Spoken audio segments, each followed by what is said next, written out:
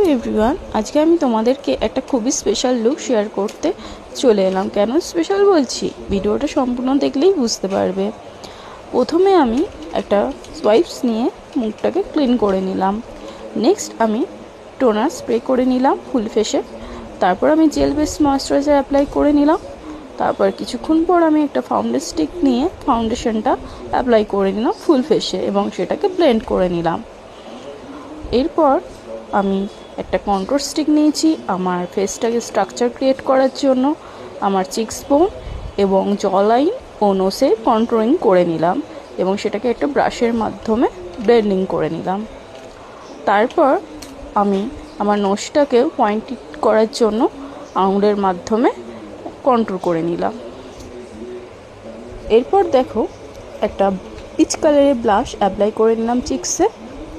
Next আমি আমার আইব্রোটাকে shape করার জন্য একটা ব্রাউন কালারের আই পেন্সিল ইউজ করছি এবং সেটার মাধ্যমে ন্যাচারাল শেপেই আমি শেপ করে নিচ্ছি আইব্রোটাকে। যেভাবে রয়েছে আমার ন্যাচারাল আইব্রোটা সেই আকারেই আমি এই ব্রাউন কালারের পেন্সিলের মাধ্যমে এঁকে নিচ্ছি এবং সেটাকে স্মাচ করে নিচ্ছি। এরপর আমি আই মেকআপের জন্য একটা আইশ্যাডো প্যালেট নিয়ে নিয়েছি। এখান থেকে ব্রাউন কালারের আইশ্যাডোটা নিয়ে আমি ব্রাশের মাধ্যমে আইলিডে অ্যাপ্লাই করে নিচ্ছি এবং ওয়াটার লাইনের নিচেও অ্যাপ্লাই করে নিচ্ছি এবং ব্রাশের মাধ্যমে ভালো করে সেটাকে ব্লেন্ড করে নিচ্ছি।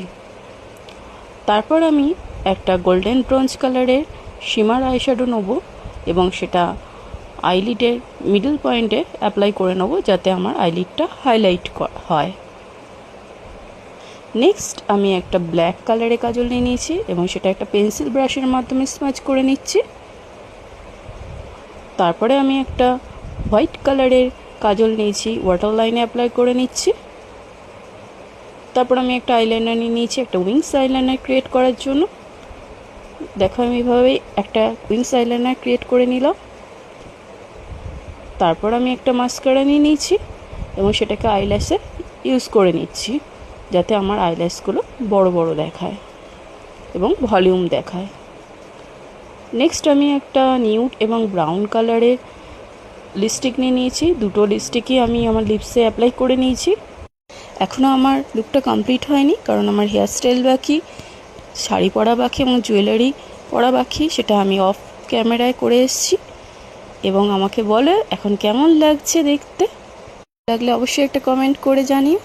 Thanks for watching.